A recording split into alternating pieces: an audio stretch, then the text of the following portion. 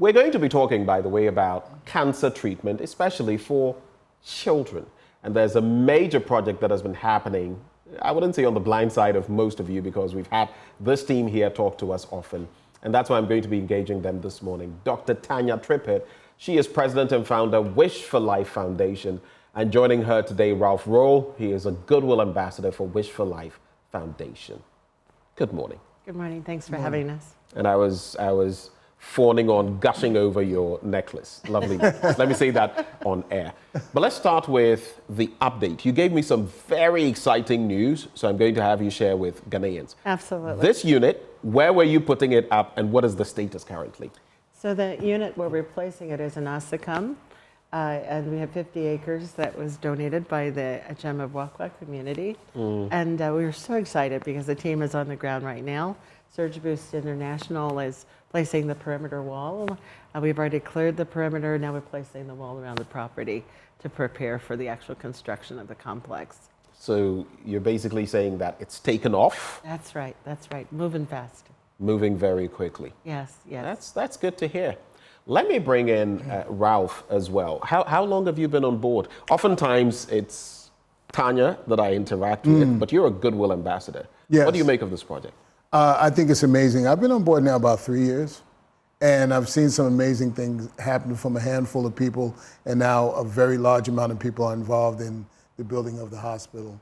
My job as the music ambassador is to bring the musicians that I know and the new musicians that I'm meeting while I'm here in Ghana to the whole development of the music.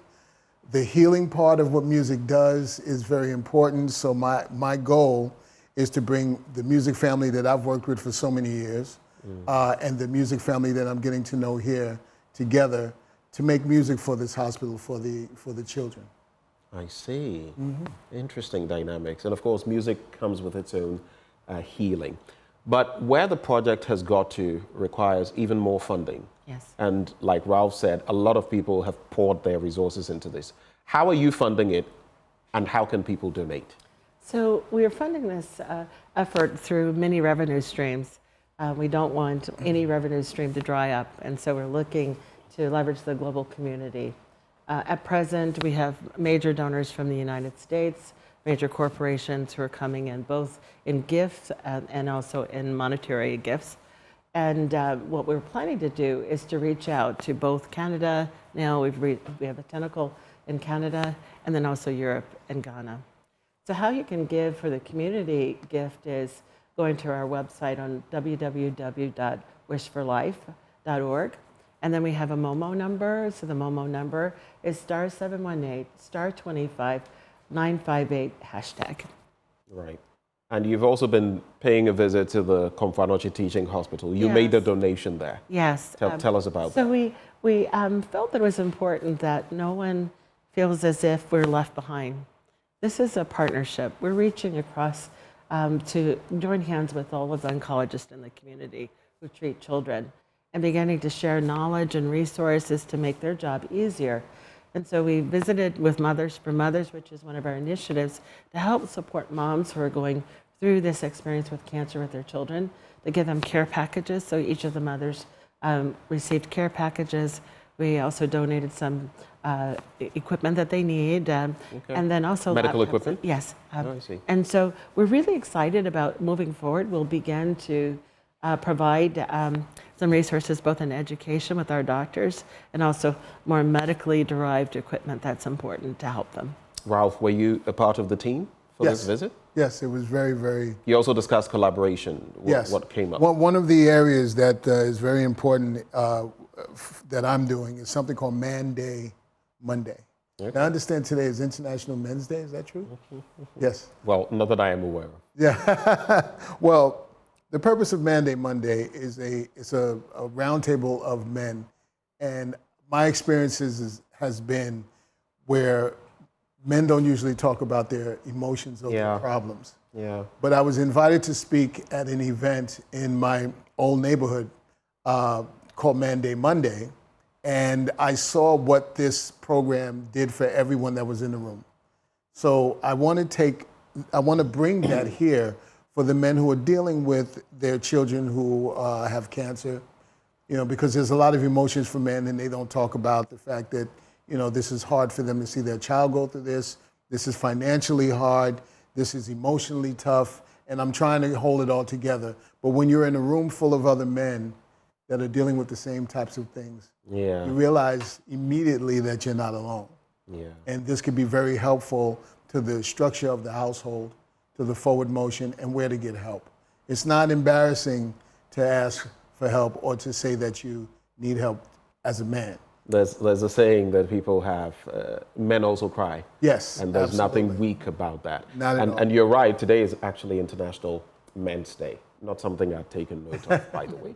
But Tanya, as we conclude on the conversation, you're also collaborating. First, I want you to reiterate, how can people donate? Because a lot of your donations are coming from the States, the United States, among others. That's right. How can maybe Big Corp in Ghana collaborate with you and help in this project?